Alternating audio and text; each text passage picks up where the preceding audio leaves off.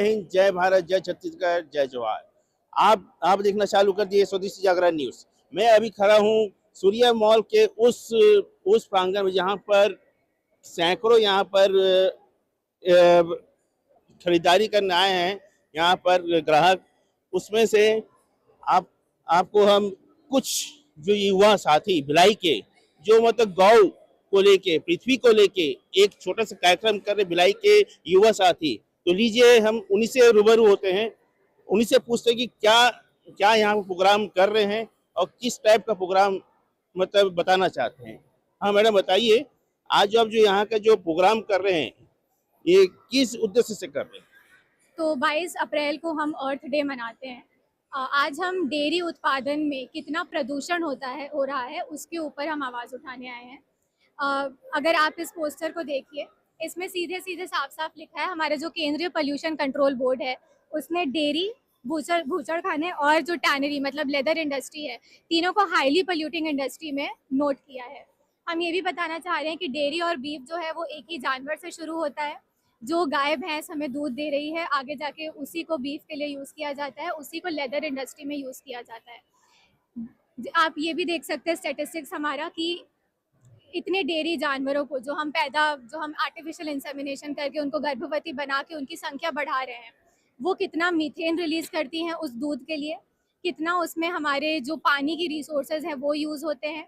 1 litre दूध में कम से कम 1000 तक का पानी यूज़ होता है सिर्फ हमें 1 लीटर दूध देने के लिए, और इसमें जानवरों का शोषण होता है वो तो अलग बात है।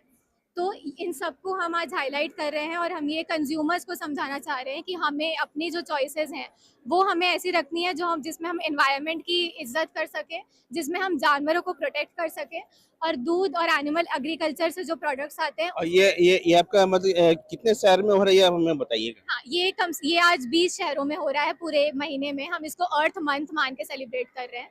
बहुत से शहरों में, उत्तर प्रदेश के स्टेट में, कर्नाटका में, जयपुर में, बहुत सारे स्टेट्स और शहरों में ये हो रहा है, जिसमें हम ये समझाना चाह रहे हैं कि प्लांट बेस्ड जो ऑल्टरनेटिव्स हैं वो जानवरों के लिए भी अच्छे हैं, वो इंसानों की हेल्थ के लिए भी अच्छे हैं, और वो हमारे एनवायरनमेंट के लिए भी। आप कुछ बोलना चाहेंगे मैडम? मैं यही बोलना चाहूँगी कि अगर हम कोई भी मांसाहार का सेवन कर रहे हैं या डेयरी का सेवन कर रहे हैं तो हम अपने पर्यावरण को बहुत नुकसान पहुंचा रहे हैं।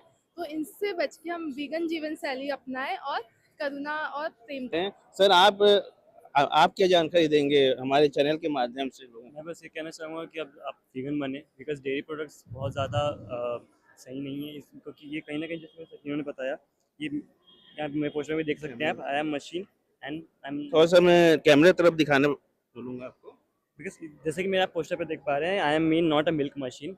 आर्टिफिशियल इंसेमिनेट करके हम गायों पे जाति करते हैं, नीडेड नहीं होती है, उसके बिना भी हमारे पास सारे प्रोटीन्स न्यूट्रिएंट्स मिल जाते हैं। तो क्यों ना हम वीगन बने, गायों पे जाति बंद करें। आप सर बताइए जी, जो आपने अपना पोस्टर रखे जानवर हमारा इस्तेमाल या शोषण के लिए नहीं, वीगन बनाइए, तो ये क्या क्या उद्देश्य क्या बताना चाह रहे हैं इसमें? सर जैसे आज के टाइम पे क्या है ना, मतलब ये हमेशा का ही है, जो इंसान होता है ना वो किसी भी चीज़ के साथ डील तभी करता है जब उसको उससे मतलब होता है ना।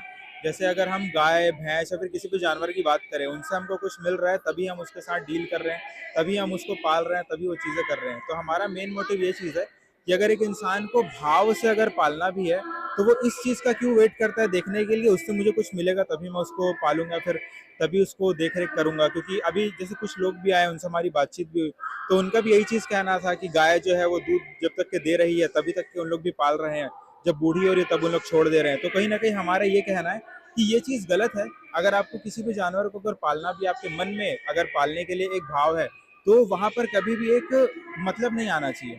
निस्वार्थ होकर के सेवा करना ही सच्चा सेवा होता है, और हम लोग वही चीज़ प्रमोट कर रहे हैं।